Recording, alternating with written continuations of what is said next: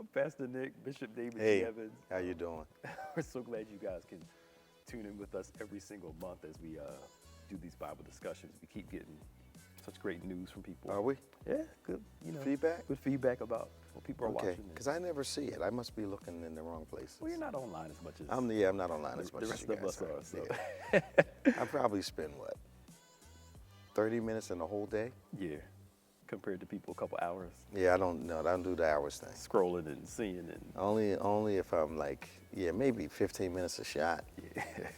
2-3 times a day, maybe. Social media can be a cesspool. Well, It can be. it feels like a lure to me because I see people around me and everybody's always in their phones now. Yeah. And it's not so much, is it looking for something specific or is it not wanting to miss what's out there? It's not wanting to miss what's out there. Okay, so you're searching the feed, just looking at it because you want to be up on things. Yeah. But it seems a self-fulfilling prophecy. There are millions of items online. Mm-hmm. You can't possibly know everything that's going on. Right. But it's just that. So it's an endless search? It's an endless search. Some people use it as an escape from their world. Okay. But the problem is social media becomes your The world? And Okay. then you have to escape social media to actually live your life. Wow. So before people use it as an escape, now it's like, So it's mental addiction? yes. Emotional addiction? Yeah. Okay. There's a book, I keep talking about moving by it. It's called Digital Minimalism. Digital minimalism. And the guy wrote a book about, he's not on social media like that at all. Okay. And he wrote a book about how they started the companies and what they knew. So when they created social media, there was no retweet like, Right. there was no right, affirmation right, associated to right, it. Right. So they hired these psychologists and people to come in to ask the question, how can we get people to use our platform more? So this is intentional. It's intentional. They said if you tie affirmation to the platforms, people will be addicted to your platform. So those that are constantly on it, who, watch this, who have a problem with Big Brother control, have been manipulated into this thing, which is obviously making people millions and billions of dollars, all because they figured out you need affirmation. Absolutely. So I'm trying to be this real independent person, and someone sitting in an office has got me hooked on literally looking at information that impacts my life in no way at all. Right. And I'm constantly doing it. Yep. And They say people wake up in the middle of the night and grab their phones and try grab to their phones see what's on. see what's going on. Yeah. Because the crazy thing is the people that create these and run these social media programs Yeah. don't let their kids use it. But they want our kids to use it. I'm sure. Well, I grew up with drug dealers, and their children were not using the drugs.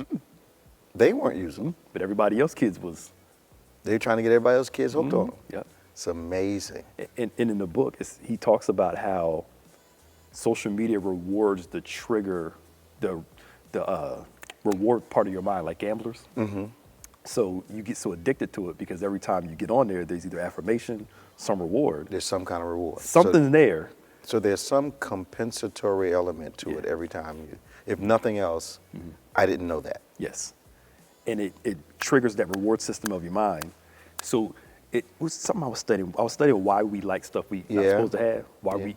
And said one of the reasons we want what we can't have is because it uses the breadcrumb system. Okay, absolutely. So for those that don't know, of course, there's a trap.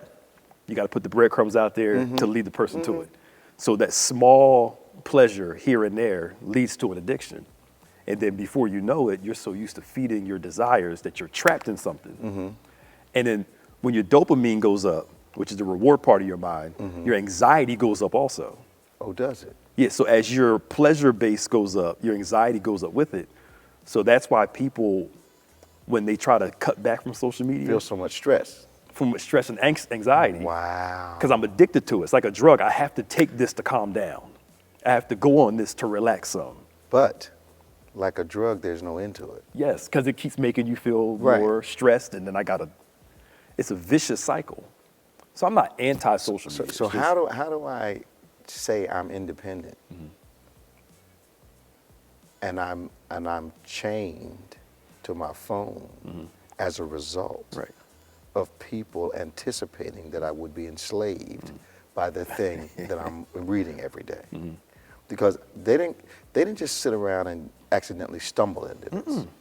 You know, you said there was a meeting, okay, how can we do it? Well, you put a little affirmation on this thing. They had to realize that we're living in a world where affirmation is lacking. Yep. But then you can create a false identity Absolutely. on social media.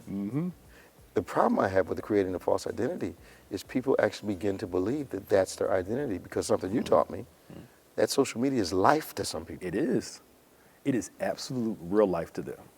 And to disconnect, feel like I'm disconnected from my life.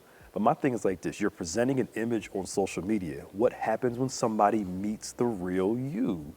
So you filter your looks. Somebody's gonna see you in real life.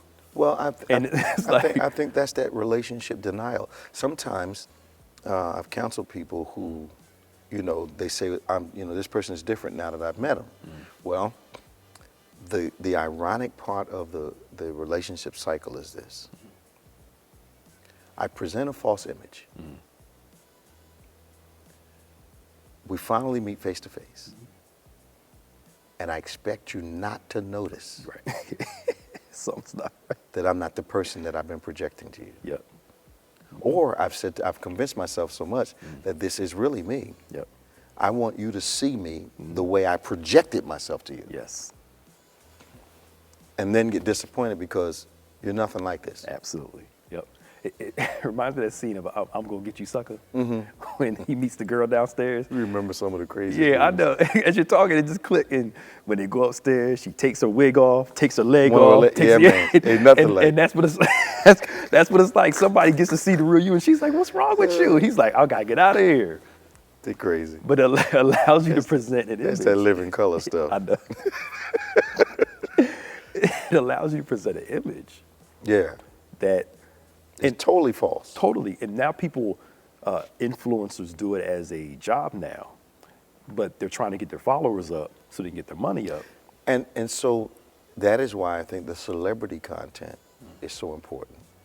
Because people really would like to believe they have personal relationships with celebrities. And when I hear guys and ladies talking in a salon and a barbershop, they refer to celebrities that they've never met who don't know them as if they know them. I mean, saying their first name in a way that would give you the impression that they had lunch yesterday. Right. Yeah. She doesn't like this, he doesn't like that. I'm just, how do we get so, it really means we have an identity issue here. Yeah. You know, a general cultural identity issue, I believe, is what's happening. Absolutely. That's so true. And sadly, preachers are falling into that trap. Well, they've been having that problem all along. Yeah. It feels like you got to be a model / preacher online now because everybody's known for their clothes and they're trying to take a whole bunch of pictures and just everything is just a lot of, Staging. Staging, yeah. And almost like you're a model / preacher. Yeah. And I don't know. I know this generation appeals to that, but maybe because I'm just not that type of guy. I think there's there. two fundamental reasons that people are called. Genuinely. Or called to change an image. Right. Okay. Because, I get, the titles have respect attached to them. Now, the problem is you can't live up to the title. That becomes an issue, but a lot of people overcome their past by saying, I'm called. Right. And the reverend very little fruit, but I've got these titles. Yeah. And that distances me from who I was. Yeah, that's true. Again, going back to false image. This is actually tying into what we're talking about today. Because right. We need to start talking about it. Yeah, I know. This is actually really segued into it because today's conversation is about imagination. Okay. We talked about vision last week. Okay. Last month, excuse me. And this month we're really hitting on the whole imagination piece. Okay. And so this is the year of vision and imagination. So I'll throw this question out there because it's all going to tie in. Okay. Is when you were praying last year and talking to God about vision and imagination, we got the vision part. Right. Could you explain the imagination piece from your perspective? I think what I saw was You know, God talks to us pretty consistently in the Word of God about image, likeness, calls those things which be not as though they were. He's able to do exceedingly abundantly above all you ask or think. And what appealed to me, what struck me was, okay, God gives me a vision, not based upon an apparition, but God gives me a vision based upon His Word. Right. He describes me in a certain way, describes you in a certain way. This is what you've been created to do. Now it's my turn to not only believe that the word that He speaks orders my journey, Right. but to be able to see me Yes. in the journey. Yes. So if I can't see myself the way God sees me, it's not just a matter of faith, it's a matter of faith and imagination. Right. And imagination in a more sanctified way. Can I see me the way God sees me? Yeah. Can I see me? And is it possible that some of us have faith, but our faith has no eyes? So our faith cannot see me the way God has promised me I can be. Absolutely. So yeah, that's the imagination, was me being able to see myself, visualize myself. Yeah. You know, vision, imagination springing off the vision or inspired by the vision. Can I see myself and then declare myself Right. to be? Okay. Does that make sense? Yes, sir. Okay. Yep. That's good, because the first point really was after talking about what imagination is. It's learning to imagine ourselves better. Absolutely. We want to imagine our life better, which is easy for, especially us. We can create a life in our mind, but can you imagine you fitting Absolutely. into that lifestyle? Can you see yourself in it? Yeah. And then the Bible lets us know that what salvation does, it cleans up our thinking. Yeah. And the Bible says our imagination. Yes, sir. So now that I'm saved, my imagination has now been revolutionized. Right. And I should have a sanctified imagination. Right. Even though I still battle with my fleshly imagination. Yes. I've got a sanctified imagination. Yeah. So I should be able to see myself. Yes, sir. It's, watch this, set apart Yeah. from who my old identity is. Yes. And to the new identity in Christ. Okay. Yes. And that's good, because before the fall, they were naked and not ashamed. They knew they were naked. It's just their viewpoint of it Absolutely. was different. Absolutely. And the very first thing that was affected after the fall was their sight. The way they saw each other. They saw themselves and saw each other differently. So perspective changed. Now, just to throw this out, do you think Adam saw Eve naked before he saw himself, and Eve saw Adam naked before she saw herself? Is it classic, I see a change in you, Right. which appears to be significant, but there's a greater significance happening with me that I have not seen yet? Yeah. Talking about this beam and the speck and the beam. Yeah. Yeah. So is it possible that their vision of one another had to be a revelation of themselves? You're changed. And then he's looking at the other one, well, so are you, but you don't know it yet. Yeah. Until you look down and realize. I'm naked too. I'm naked too, yeah. Because in their sight changed, saw each other different, saw themselves different, and then we see low self-esteem, poor self-image come into the world for the first time. Because the victory was the shame. Yeah. The victory of the enemy was the shame. Yes. Because the shame didn't come from God. Yes. Okay. Yeah. And guilt is, I feel bad for what I did. Shame is when what I did becomes who I am in my mind. So Becomes instead a part of me. become a part of me. Instead of me being somebody that failed, guilt, I'm a failure. I'm a failure, Okay. shame. Okay. So now I see myself Okay. based off this incident. And it's hard to get that vision of yourself out of your mind when shame comes in. Shame is a monster. Yeah. Because you can feel bad. You can start to identify based off your problems. And it's hard to change the way you see yourself when this thing is glaring, which is probably why they put the fig leaves on. Right. And we love to hide rather than get delivered. Okay. Yep. Rather than asking for change, Yep, we love yep. to. Oh yeah, we'll hide first. Because they said they hid among the trees. Yes. So now the voice that they were used to be, that they found comfortable, they now run away from. It sounded like judgment to them. Yes.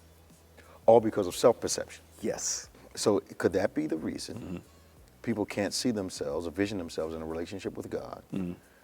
Not because his voice is different, Yep. but we see ourselves in a way he has not created us to see ourselves. Absolutely. So now I've got guilt, I've got sin, guilt, and shame. Yeah. And none of those come from God. Right. Okay. Yeah.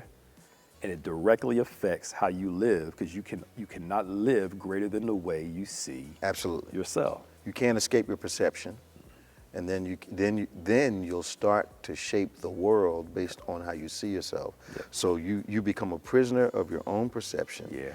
And a prisoner of your perspective on the world. My. Yeah. Okay. My.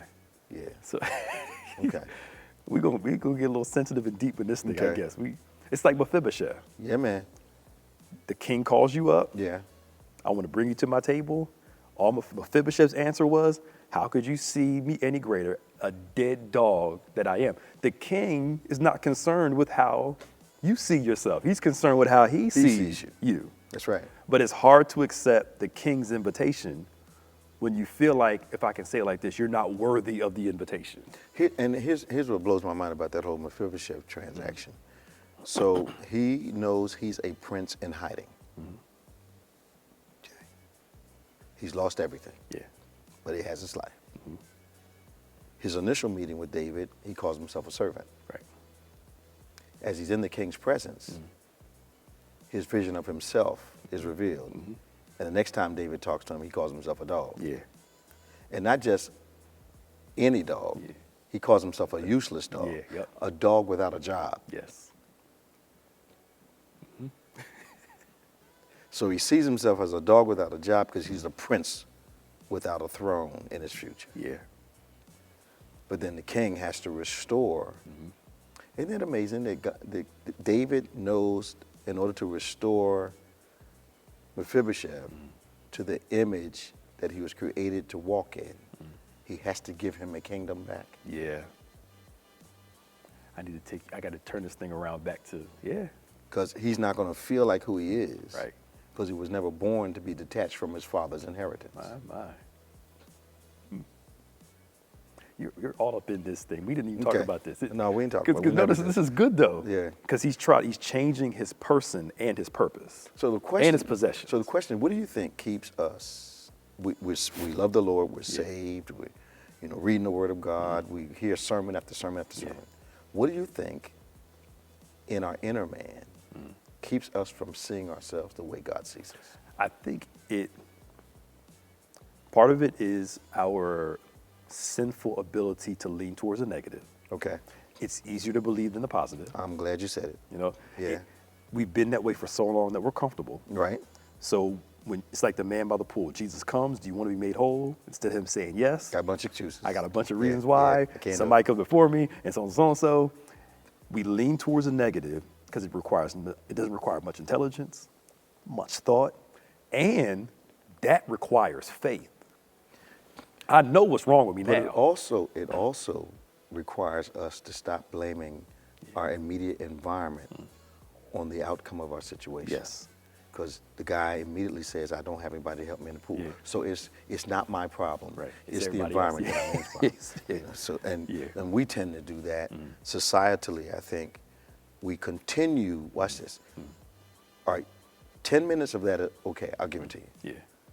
But 10, 20, 30 years of that, Yeah. where, it's not my fault, it's where I am. Yeah, the victim. And Jesus comes along. And doesn't Jesus inspire him to see himself as Jesus sees him? Yep. And that is taking up his bed and walking. Yep. He does. And that word rise, when he says rise, take up your bed and walk, that word rise means wake up. It's like a hit, alarm clock hit, boom, wake up. Yeah. Because pain can lull you to sleep, Absolutely. where you have an inability to see anything beyond where you are. And Jesus basically snaps his mind back into place. It's like the prodigal son. He came to himself. But he also, in the same text, not only rise like an alarm clock, but take up is nautical, Yep. weigh anchor. Yes. So my perception of myself my perspective on my environment Yeah. can become an anchor that prevents me from moving forward into Right. the image that the Lord sees me. Yes. So I've got to see myself. Right. Because sometimes I wonder if Jesus is really asking, can you see yourself seeing? Can you see yourself walking? Yeah. Can you see yourself Yeah. healed? Yeah. Yeah. Okay. Yeah. And you bring up something good about deliverance. He didn't tell him to leave his bed. So I'm take it up. Take it up and manage it. Yeah. You can't change what happened, but you can carry it and manage it for the rest of your life. And people need to, and he wasn't walking around saying, see this Yeah, bed, see right, this bed, right. see this bed. Yeah. The fact that he was up and walking and had the evidence on his shoulders Yep. was enough for people to say, Yeah. that's the guy that used to live Yes, in the pool sir. of Bethesda. Yes, sir. Yes, sir. And I think, you know what it is too? This is cool. Especially a lot of charismatics, we limit deliverance to an event. Absolutely. When it's actually something you live out. It's a journey. It's a journey. It's a journey. We love the quote, whom the Son sets free is free indeed, but we never read the verse ahead of that. The verse ahead of that says, if you are my disciples, if you follow me, you're my disciples indeed. And those people that walk with me will know the truth. So he Yeah. ties our freedom to our discipleship, because that word know in the Greek is not oida, which is just regular knowledge. It's gnosko, which means Okay. knowledge by experience. There you go.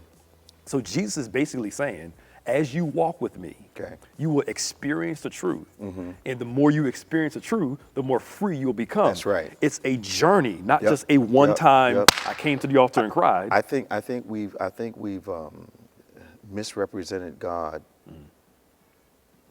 with that concept. Yeah. That things are, there's an event Right.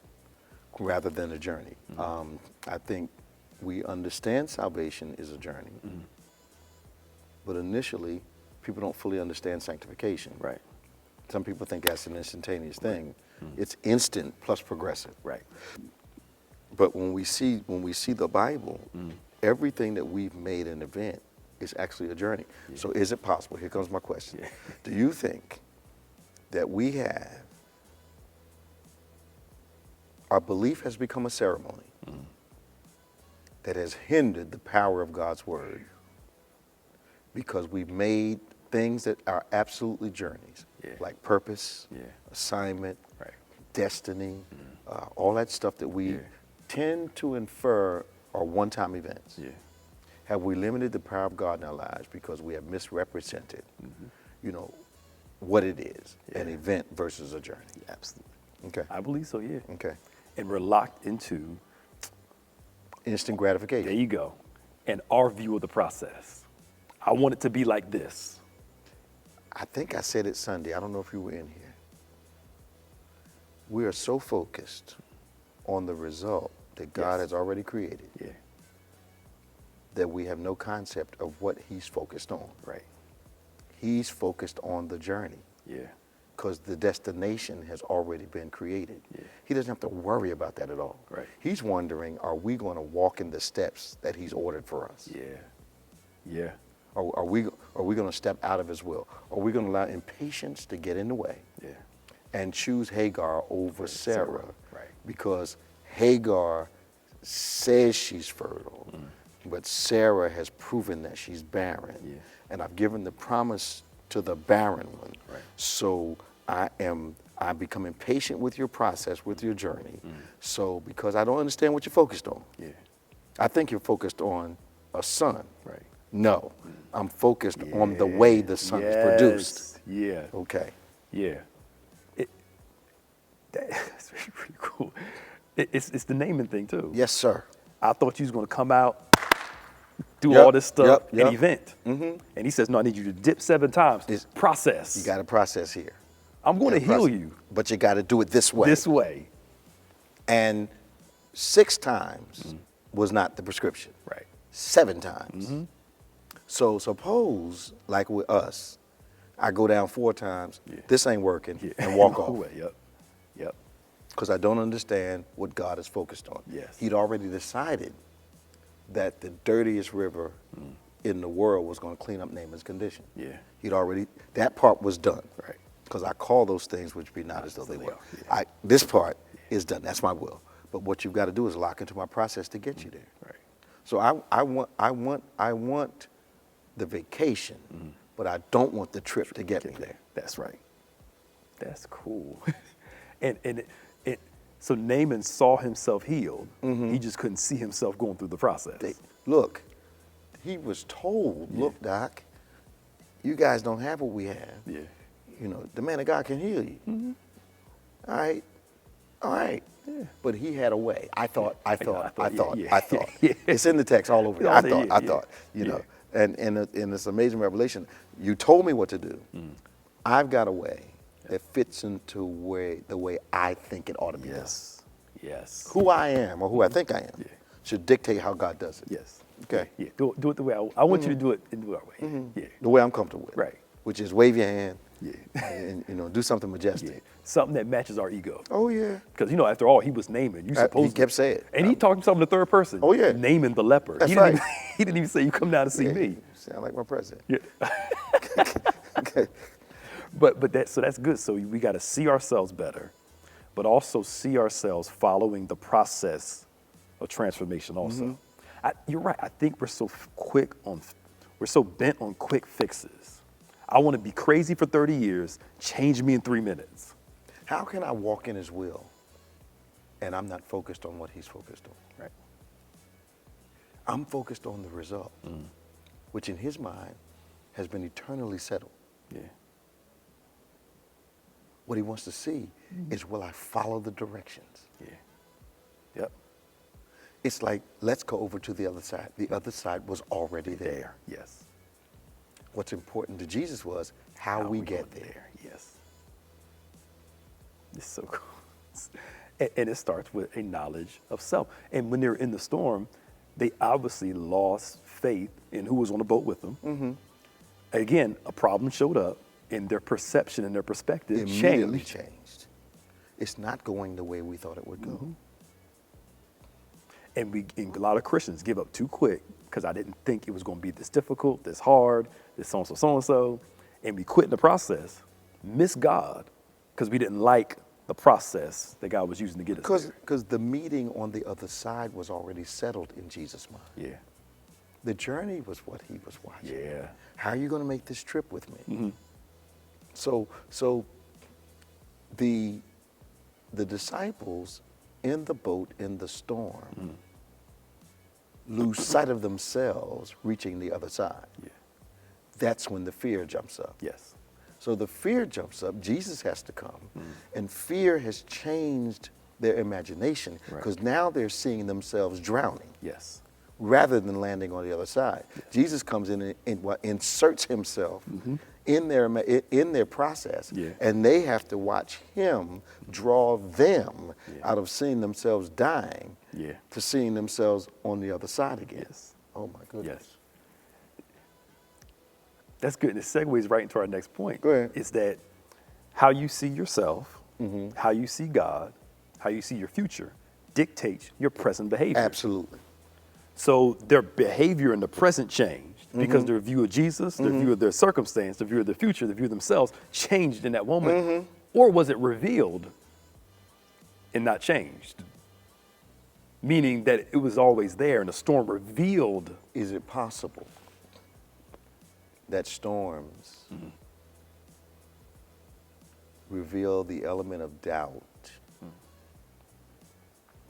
that lays in every Christian? Yes. Yes. I believe it. I'm on the boat. I'm rowing. But this storm breaks out. Yeah. And does God allow a storm to reveal our own doubt, our own unbelief to us? Yes. Which means he allows the storm to purify our faith. Yes. So, can I use this hypothesize on this Go ahead. to add to your thought? Okay. So Jesus is talking about the 4 different grounds Right. in the same chapter as the storm. Absolutely. He teaches them good wayside, stony ground, thorny ground, good ground. And the issue is not the seed, the issue is the ground in which the seed falls on. And then right after he gets them teaching about sowing the word in the proper response, he takes his disciples through a storm. Wow. And could the storm have revealed that they had stony ground? They heard the word and said, cool, let's go to the other side. But when trouble broke out, all of a sudden, the word they received with joy went away. So could the Yeah. storm reveal? The integrity of your faith. Yes. So then again, they said okay, but Jesus knew there was an element in there. So even though it's a water story, were they in the refiner's fire at that moment? You can say that, yeah. Because it reveals and purifies, right? Yeah. And brought it up to the surface that none of them would have ever revealed about themselves had it not been for the storm and an apparent delay. And then they saw Jesus differently as he was coming to deliver them. Yeah. Fear mess you up. It will. Oh, trust me. Ooh, I'll write this book on fear. This thing is tearing me up. Bishop, it's tearing me up. Yeah? Because it's revealing so many things I didn't know Okay. was hidden in there. Yeah, yeah. Man, this thing, I need a psychologist after this process. Have to write your own book? Right. Why you think I come and talk to you sometimes? I'm like, look, this thing is tearing me up, I man. gotta Like, be delivered from what I'm writing. woo! But the crazy thing what got me, Yeah. so I'm writing a book on how to overcome fear. Okay. And what made me delay it was I was scared to write it. Well, because Yeah, it was, your inner man suspected that it was perilous territory for you. yeah. It's like, my grandmother used to call it mother wit. I don't have any books for it. I haven't had experience for it, but I got this feeling that there's some danger over here in this corner. And a lot of times, it was a challenge ahead. Absolutely. Yeah. And that is so true. But Yeah. anywho, Yeah. so, but that fits in the, again, what it revealed to me, well, actually in this moment, was how you see yourself. Because I always said, well, I'm not a good writer. So I kind of kept delaying it because I'm not a good writer. Okay. But how you see yourself dictates your behavior. And I don't think a lot of people tie their behavior to self-perception. Well, I think, I don't know why we're doing this. So the guy's in the storm. Adam and Eve in the garden.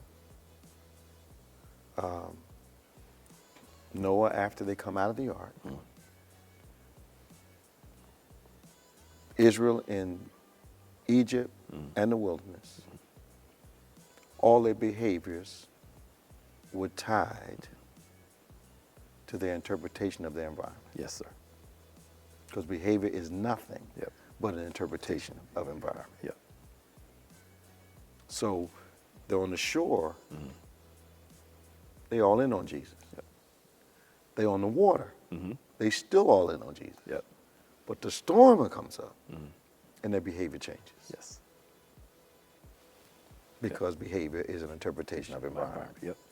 Because if I felt good about my environment, felt good about me, I wouldn't tear my streets up. My house would be clean. My behavior would be good. And then here comes Jesus telling you and I that if we're in a storm, I have to maintain a kingdom mindset Yeah. because my behavior will reflect how I'm interpreting my environment, Yes, sir. whether it has become carnal or whether I'm still kingdom. Yep. So then I can possibly stop applying faith, which I believe the disciples did in the storm. Absolutely. Okay. Yeah. Because that's the battle. My faith in my Stay in present. faith. Yeah. Or the future. Stay in faith. And if my faith for the future starts to wane, then my faith in the present will be so strong. Yep. My behavior will be based off what's going on my present, not what's going on Absolutely. in my future. And it's difficult to be a certain way for years or have a certain experience for years and then to step out on faith and say, I'm going to try something different. And a lot of people get stuck there sometimes. Do you think, oh man, that people fail with change because they ignore the obvious necessity for transition embedded in the change? Okay. So there's a change, but we're back to, but there's a process of change. Yeah. So many people fail, counseling folk, because they prayed on Sunday and thought they were going to wake up on Monday totally different. Yeah. And God can do that. But most of our deliverance is a journey. Absolutely. And it's a positive journey, but not one without deliberation, intentionality, faith, and some challenge. Right. Okay. That's true. Yeah. I was talking to somebody the other day, and I said one of the two good things, life can be good or bad in certain ways. One of the hardest parts about life is that it moves on. One of the best parts about life is that it moves on. You want this time to stay, but it has to change. Yeah. And you're mad about that. Yeah. But then there's some stuff that's going on that you realize it's going to pass eventually. And the hard part is when you make something that's only a season into a lifestyle. Do you remember when I used to try to explain when people felt overwhelmed? I would liken it to a dinner plate that grandma Yeah. was, feeding. Yeah.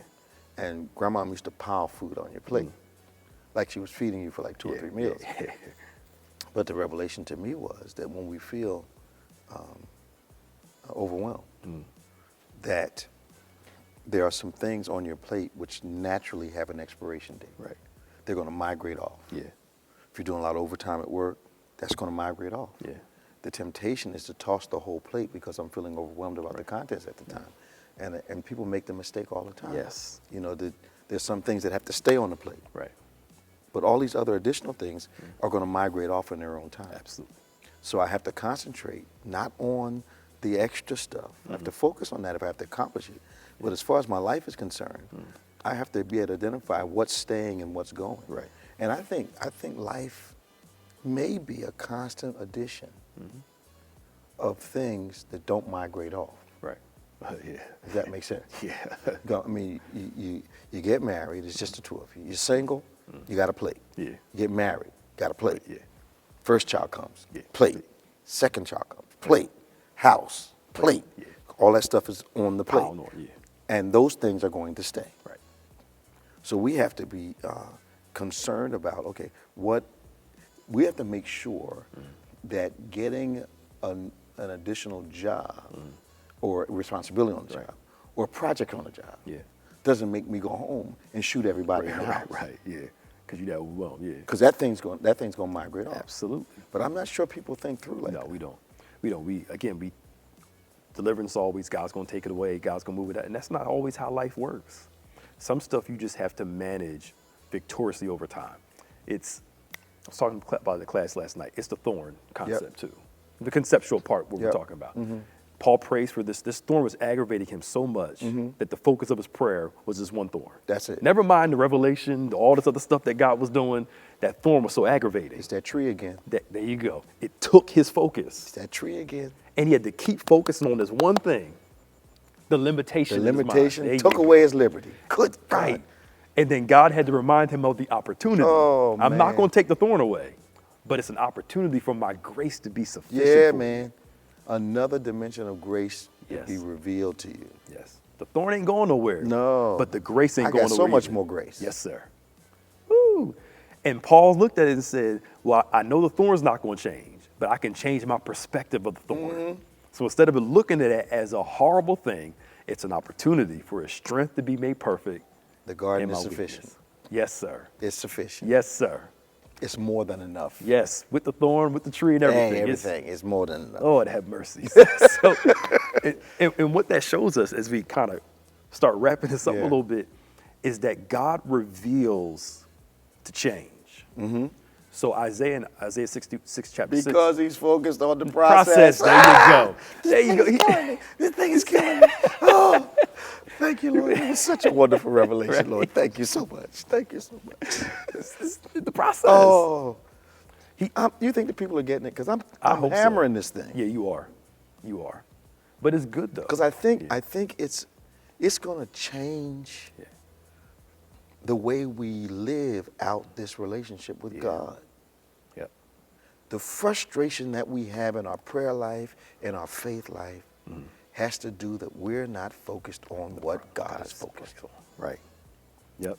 And we allow the things he requires every day to become burdensome Yeah.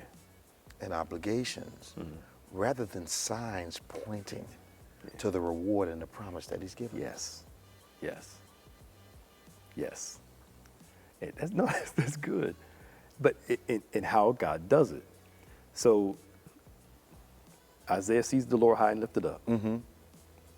Isaiah gets a revelation, the angels doing all that stuff. And the first thing he says after this vision, he says, whoa, I'm undone. I'm a man of unclean lips. And the Bible, and when he says that, the angel comes with coals, touches his lips, says, your iniquities are taken away, your sins have been purged. God didn't reveal Isaiah's issues with his lips or his iniquities to keep him that way. It was just a process to transform him. Yes, sir. I'm exposing what's wrong with you so I can expose you to my transformative power and my ability. But I need to take you through that process. You know what I love so about we start that text? talking. We read it as though that was the only time in Isaiah's life that God had to put fire to his lips. Yeah. I gotta believe this undone thing has him again tied to it. Yes. Oh, yeah. Oh, yeah. You feel it over and over again. So he was describing what the Lord does for us in the sanctification process by saying, okay, this is what I did. But the mirror of God is what Isaiah had the reaction to. Yeah. You know, God, I see myself. Yeah. You know, because there's an obvious difference between you and me. Yeah. You know, and because of that, man, I'm this great prophet. I done wrote all these chapters, and I'm all jacked up. I'm all messed up, man. Paul said, "Oh, wretched man." Wretched I am, right? Yep. I got all this revelation, right? Post liberation, I'm the most wretched person on Facebook. Yes. And that's that whole process man. of God trying to change how you see yourself. But I have to show you how you see yourself first. Absolutely. Jake, what is your name? Yeah. I have to Remind admit, finally, me I'm who Jake. I am. Yes. This is who I am. I'm unforgiven. I'm this. I'm so-and-so. And God says, cool. Now let's work on some transformation. And then the name change thing is another revelation. Your name's not going to be Jacob anymore. It's going to be Israel. Yep. But not before he has that breakthrough moment with God. Yeah. I'm changing your name. I need you to catch up with what I call Yes. Yes. Yes. Yes. So he calls us Christians because he has a desire for us to catch up. Yep. Yes, sir. And become what he said, what we now claim to be. Our title is. Yep. So my name is Christian. So Jesus had to live into Christ. Right. Right. Or die into him. Yeah. That's actually a good way, a die into it, yeah. Because in order for you to become this brand new person, you got to die to that other you. He had to die into him. Yeah. So basically what you're saying, there's another us out there. It's the stick example we did for the men. There's another us out there. We've been chasing. And we got to chase that person. We got to run him down. Intentionally go after that person. It's not osmosis. It's not a miracle per se. We got to chase that person intentionally. Because God says, I know the thoughts I have concerning you. I've already thought you through. Yep. My thoughts are concluded about Yes, you. sir. Yes, You're sir. engraved in the palm of my hand. Yeah. That image can't change. Absolutely. Yeah. So I need you to fit yourself in the image. Yep. And once we see, every time we see it, once a name change happens, once God brings perspective, then he releases the person into their purpose, into their future, into their life. And I think sometimes we focus so much on changing our lives that we forget to change our person.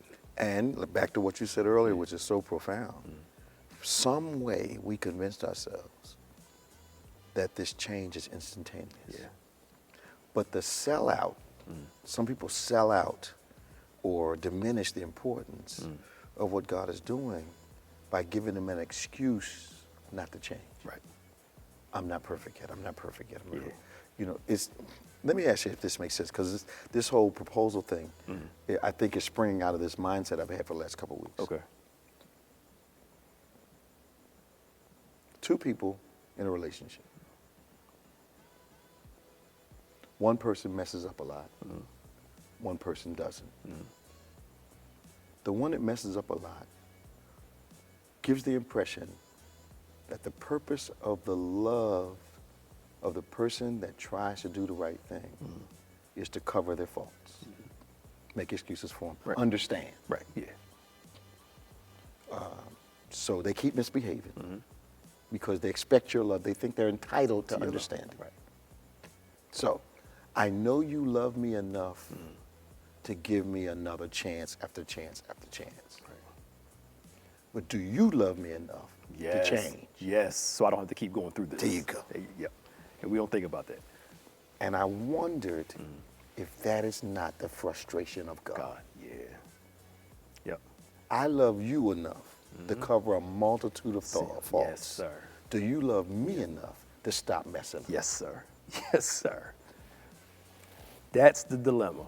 Okay. And if you love me, keep my my- command. there If it you is, love me, all day long. just walk with me. All if day you love long. me, just. All day long. But again, it goes back to, do we have that type of love?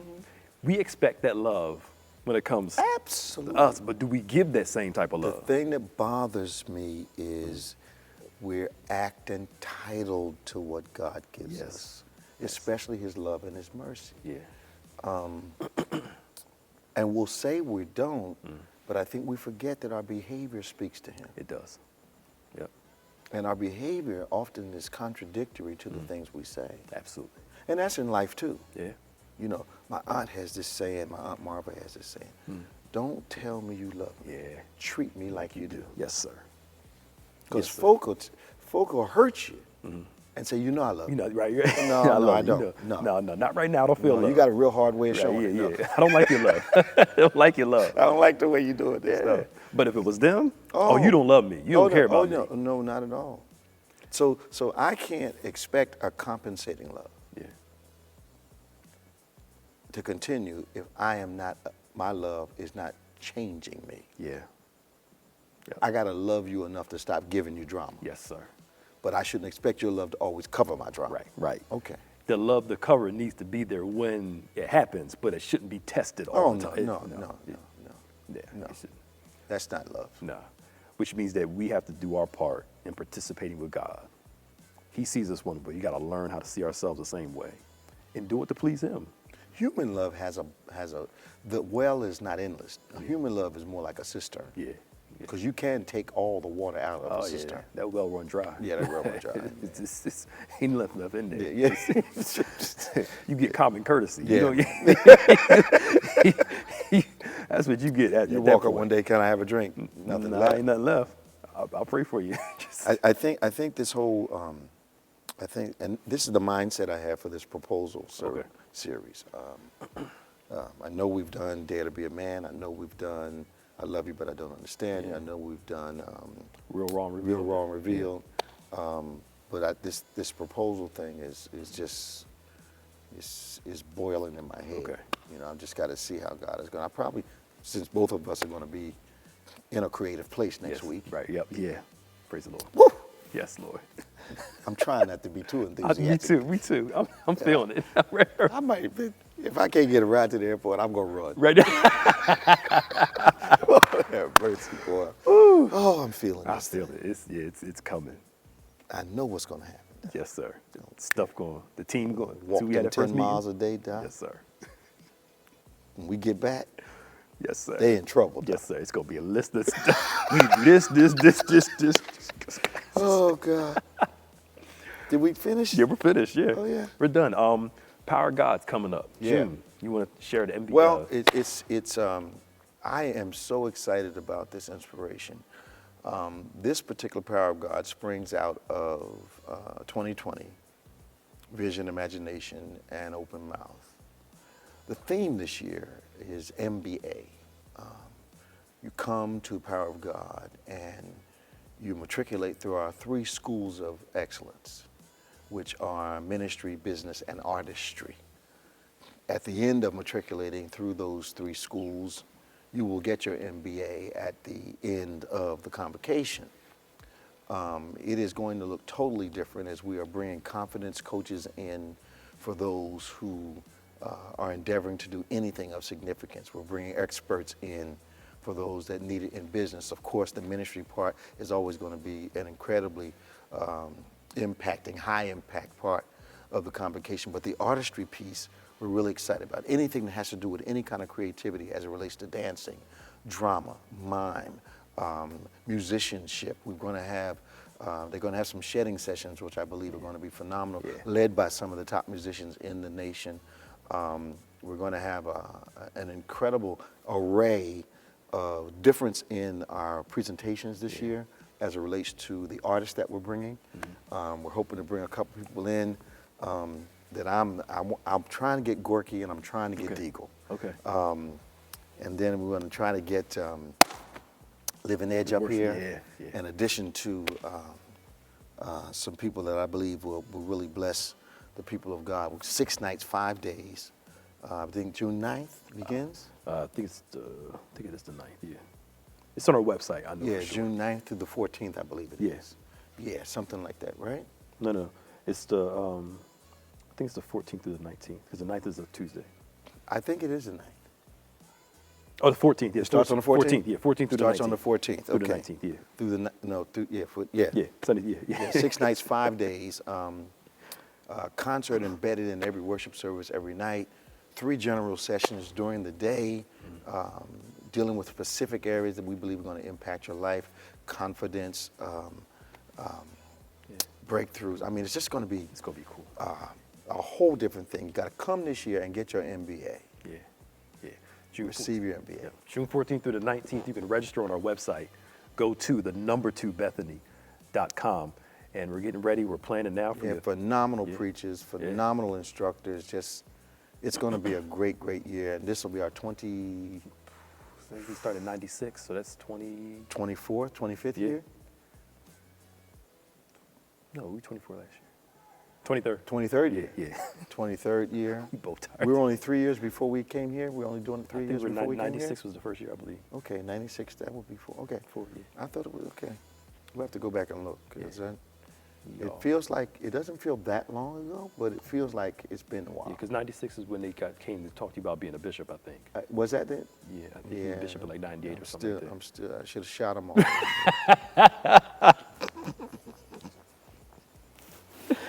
Should have got him up my face. Lord have mercy. Oh, God. Talk about getting something on your plate that has no expiration. You can never stop being a father. No, I haven't. Never stop being a father. You can never do it. The Lord, like any father. Yeah. Trial and a tribulation. Anyway. So Power of God is that, and we're excited. Y'all gonna get some news. It's your 30th anniversary this year. Is it? As the pastor of this church. Wow. So we're trying to get some plans together. We'll talk to you soon. Wow. About how we can have a big party. This year? Yeah, 30 years this year. 20 years in this building. Oh my God. Yeah, 10 years in the other one. Yeah, 10 years in the other one. Yeah, so June, actually Power of God will be the week that we celebrate 20 years in this building. Okay. And then the following month in July will be your 30th anniversary. So wow. we're gonna party this summer, y'all. We need to have something that. Something to celebrate. And to be in here 20 years. Yeah. So Now, why did I think it was July? Now we moved into Power of God started. I think either the week after we moved in here, or the week of, I believe. Yeah, because we had a trial run. That Sunday, yeah.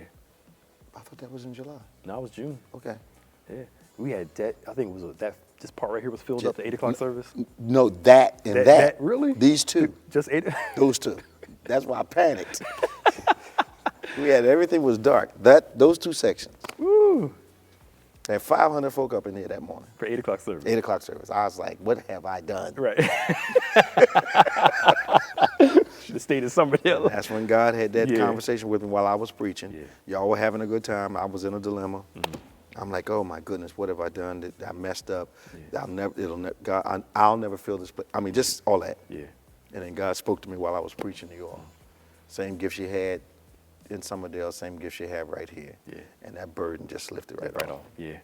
Not to mention, they had put a rumor out that I had died the day before. That's right. Yeah. Yeah, some preacher called the radio station and said he did. The devil's busy, man. I'm telling you, man. But he's still employed. That means we're still employed. Yeah, right. That's what makes sense. So as long as he's employed, we'll be employed. Yeah, I know that's right. So we're going to be celebrating this year. So stay tuned for some more news and information. I didn't realize it. Power of God, 20 years in this building, 30-year anniversary. I guess we have to have a banquet this year. I think for your birthday, not your birthday, your anniversary, we're having some. I think it's like a real banquet, a 20s party, I think, or something like that. Something like that with the Roaring 20s. Yeah, theme Roaring or something? 20s theme. Yeah, pre-anniversary. I know. After you've been doing banquets for since 1976. Yeah, you kind of get tired of them. Yeah, but we're gonna make this one good. It's gonna be cool. Oh, please, if we're gonna do it, we're gonna do it right. We're gonna do it right. All right, y'all. Hope you enjoyed it. Right. We'll talk to y'all next month. See you later. Bye-bye.